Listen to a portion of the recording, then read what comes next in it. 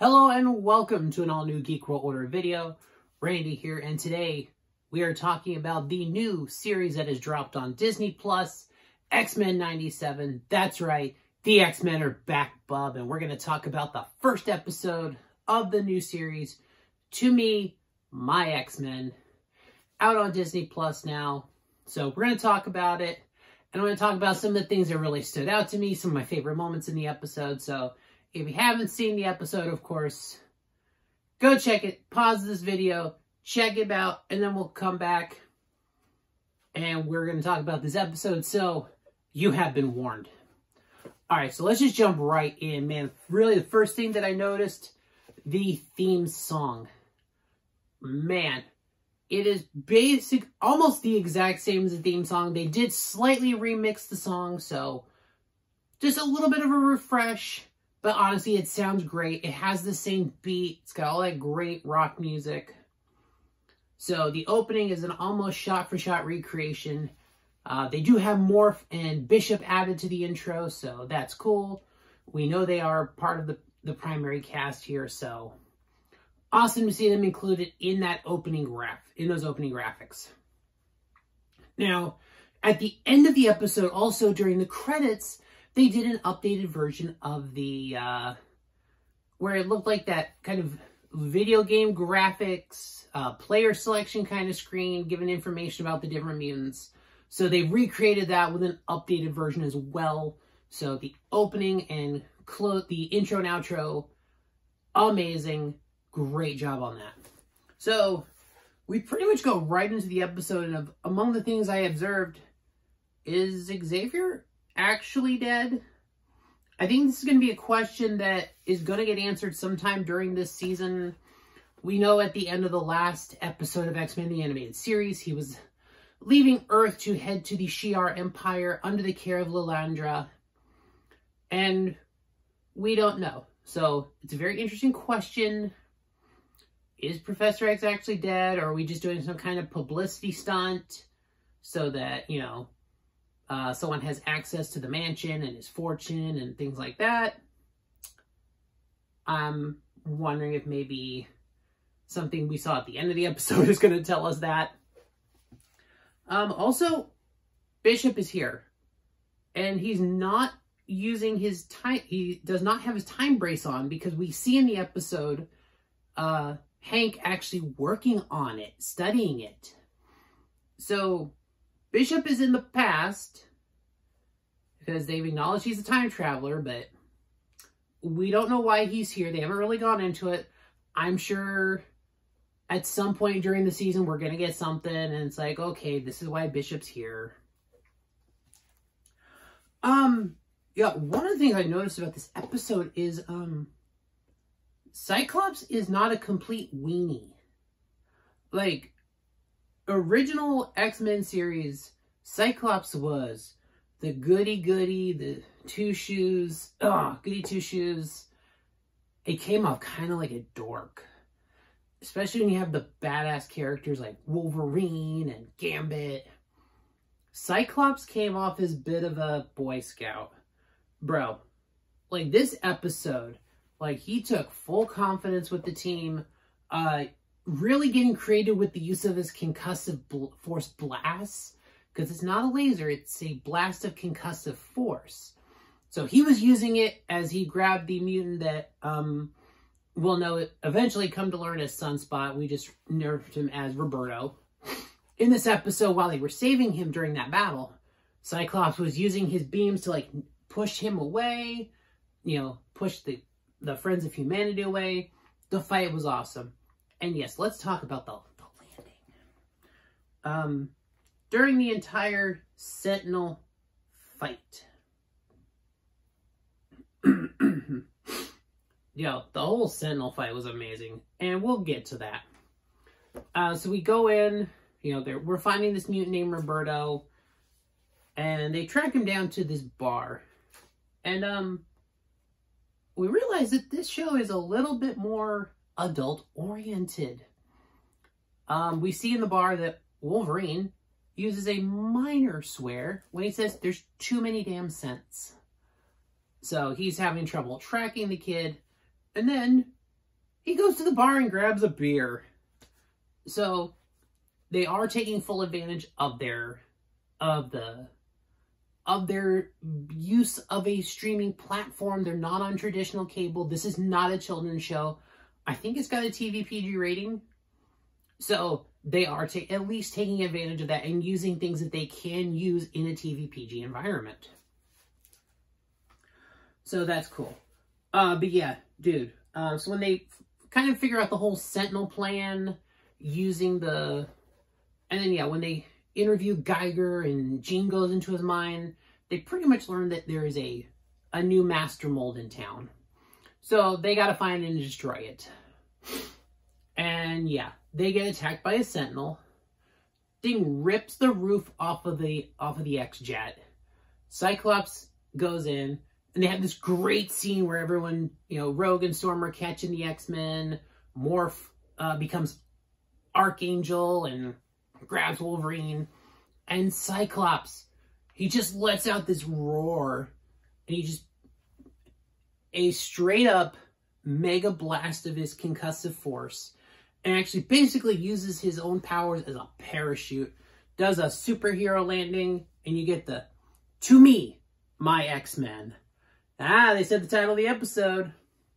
So there's your name game for you. But yeah, Cyclops kind of looking like a badass here. So I am totally cool with the redemption arc for Cyclops, making him actually look kind of cool, because he was always my least favorite in the original series. Yeah. So yeah, during that whole fight, there are a few things. One, how about Beast ripping into the Sentinel and controlling it like it's a battle mech? That was awesome. Now, if you're a wrestling fan, you'll understand this one. RKO out of nowhere. Rogue straight up RKO's a Sentinel. Well, actually, this is 1997, so probably going to be more like WCW's Diamond Page. Bang! Diamond Cutter. But no, she straight up RKO, Diamond Cutter, whatever you want to call it. She did that to a Sentinel. Brought it straight down. That whole scene was beautiful. And, can we just talk about this mutant combination power, the 1-2? Wolverine had his claws charged up by Gambit's kinetic energy, and he used that to just straight rip a Sentinel into just tiny pieces. It was, I don't think I'd ever seen that combination of powers in the original show, and that was so fun. Like, the whole Sentinel fight was just amazing, but we got to see some Doom power combinations, some great things, so that is fantastic there. But just the epitome of the fight. Because Cyclops got to throw out another one-liner when he said, give him the forecast. Because I didn't realize Storm wasn't in the battle at this point. And, the Sentinels said a phrase that just absolutely sets the tone for Storm here. Y'all know, if you saw the episode, you heard them say, Omega level threat detective.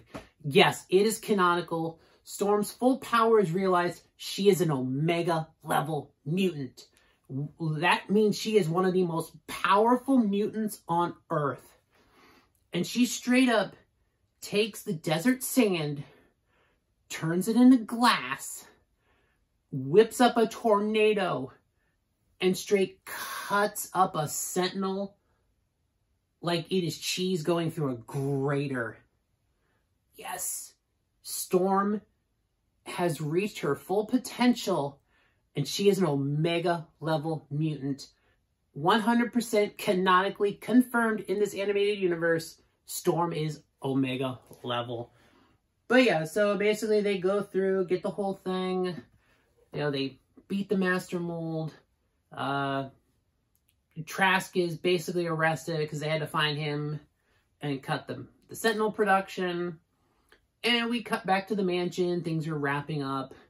And there actually is a really nice scene for Jubilee at the end. She gets to have this kind of full circle moment. Because we're kind of throwing a lot of nods back to Night of the Sentinels, the first episode of the original X-Men series. The first episode of this X-Men 97 involves the Sentinels. And Jubilee gets to have a talk with Roberto, and she's telling him about the school and what they offer. And it's basically the kind of the talk that she had with Storm in Night of the Sentinels, when she eventually came to the Xavier School and became an X-Man. So that's cool. And I hope they do more with Jubilee this season. Give her a little more to do than, you know, what she had done before. Hey, maybe let her fly the plane for once. I don't know. But give her something to do. She didn't have a lot to do in the original series. So, hey, I feel like we've already gotten a little more betterment from Jubilee. But obviously, we are acknowledging that some time has passed. I think they're saying it's about a year since Professor X, passed away, if that's the case, or if it's a ruse. Maybe they just made a public statement. But yeah, overall, and that was so cool. But of course, also a possibility that Scott and Jean may leave the team. In this episode, Jean is pregnant with their child and looking very close to giving birth. And they've kind of made this decision they're going to leave the team. But who's going to lead? Obviously, Storm is a choice because she's the second in command under Cyclops. That was the established order, season 1 of the original series. But we get a little twist because Magneto has breached the defenses of the mansion. But he comes in, kind of throws out the will and testament of Charles Francis Xavier, and reveals that everything has been left to him. So that's where we leave part 1. Honestly, this was a great introduction to the new series. Really, it was just right. It was so good. And I know some of the voices were there, and I know we had some new voices. I was a little worried because we didn't really get to hear a lot of their voices in the trailers. Okay, I was most worried about Gambit, but I'm okay with the new voice. And I think but really, they nailed the characters.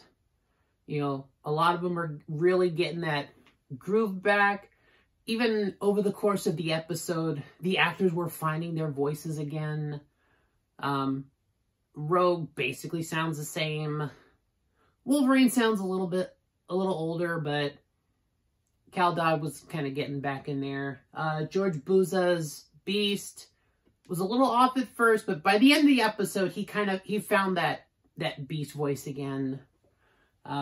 Jean is an all-new voice, but Jennifer Hale, I believe is the actress. She's played Jean in other X-Men media, so she's just kind of stepping back into that role, and she was fine. The new voice for Scott, Cyclops, I feel like I've heard that voice before, but I can't remember where I've heard it is the problem. And overall, but there's definitely a familiar quality to it, and it really helps. Definitely a strong improvement there. Jubilee's new actress really doesn't sound that different from Allison Court's period. Holly Chow, I believe, is the actress's name. And honestly, she did a pretty good job of... It really sounds like the original Jubilee voice, maybe just a little bit older, which, this character is supposed to be slightly older than when she first appeared. But overall, the voice acting, phenomenal. I'm very much looking forward to where this series goes. But first episode was just absolutely nailed it. They understood the assignment. They got it right. So X-Men 97, absolutely looking forward to this series and cannot wait for more of it. So that's my thoughts on the first episode, guys. What do y'all think about the episode? Let me know in the comments below. Did you like it? Did you hate it? Just let me know. Like, comment, share, subscribe to the channel. All those things that help the algorithm. And I will see y'all in the next one.